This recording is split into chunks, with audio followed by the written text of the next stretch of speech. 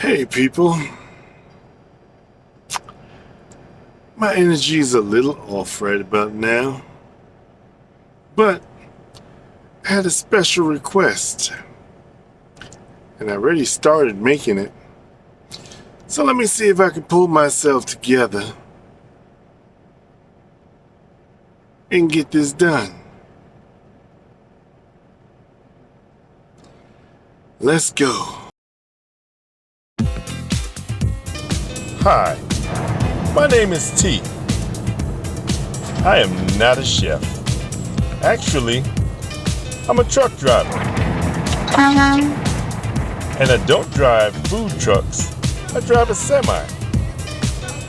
What I'm about to do is show you how to do what I do on my truck. Welcome to your favorite new food show, Big Taste in a Small Space with me, T. So, today's special request says, "Hey Mr. I'm not a chef man, Mr. Truck Driving Man. What about, can you make some oxtail?" Can I make some oxtail?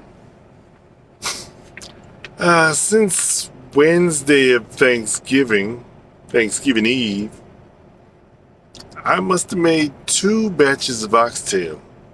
The first one was very nice. The second was slamming.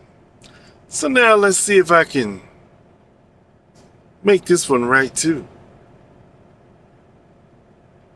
So to make my oxtail, I have to use my crock pot.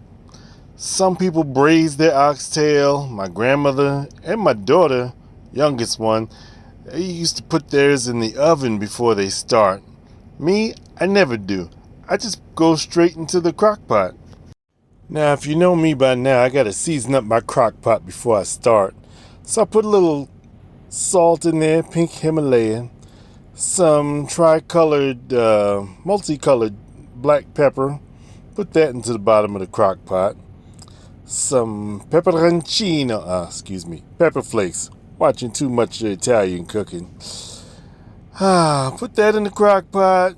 Some minced onions, dry minced onions. Hey, we're gonna save some time with this because this is gonna be some work. Couple of whole cloves, about 7. Some Spain sweet paprika. Put that in the pot too. And you know, one of my favorite things is fennel seed. Gotta have my fennel seed. And yeah, I'm putting all this at the bottom of the pot. No meat's gone in there yet. Chipotle pepper. I took 1 whole one, chopped it up, kind of nice. Left the seeds, put it in the pot.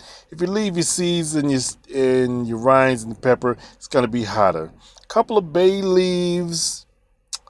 What else did I use? I used some thyme, my other favorite herb. If you run them backwards off the stem, they'll come off easy. Put that in the pot.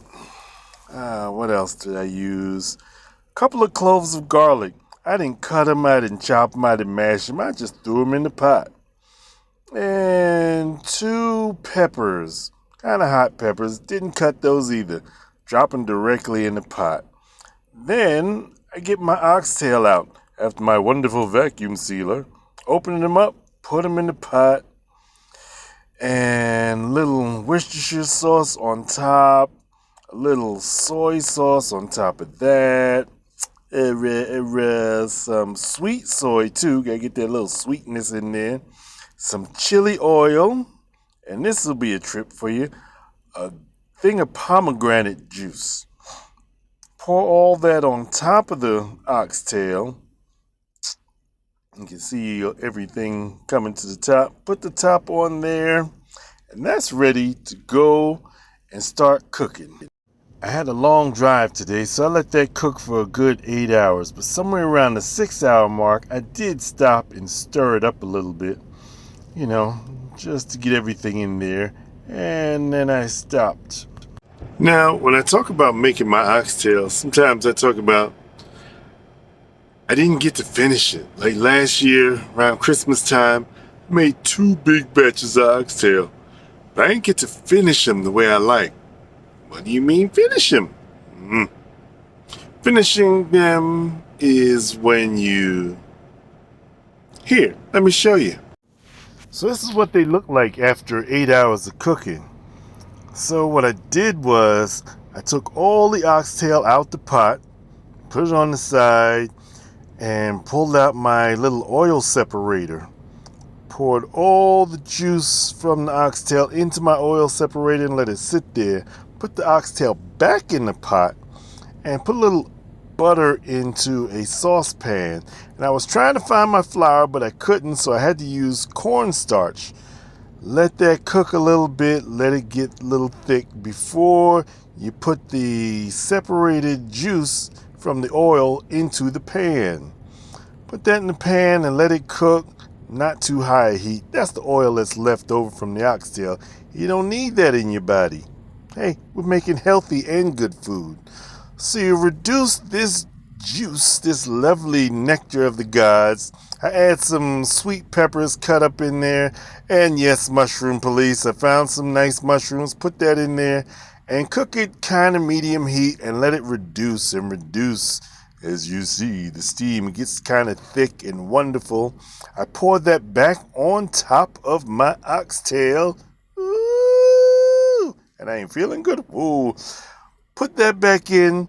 Put the oxtail back on this little heater and let that heat up until the yuca and yam were done.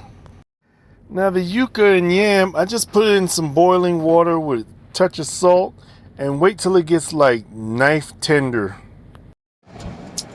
Okay, family. I don't know how, but somehow I got through all of this. I made some oxtail, yuca, yams, some asparagus, a salad, and a little focaccia bread. My spirit wasn't really right the whole time, but thanks to Chef Arrington's words, cook with love and intention, I fought through. I did it with love because I love what I do, and I do love some oxtail. And the intention was right. So, it actually tastes pretty good. Go figure. And if this is what I could do when my mind's not right, my mind's usually not right. But imagine when I'm in a good state of mind. Just imagine. Now, if you wonder if my oxtail is tender enough, well, you tell me. What do you think? And the great part was, I couldn't eat all this food, and there's still some left in the pot. I've got a long drive tomorrow, so hey, there's some leftovers. So now that was today's special request. Hey, if it's something you want to see if I can cook, I don't know if I can. Hey, let me know. Send me a note. Give me a special request. I can do just about anything. Cause see,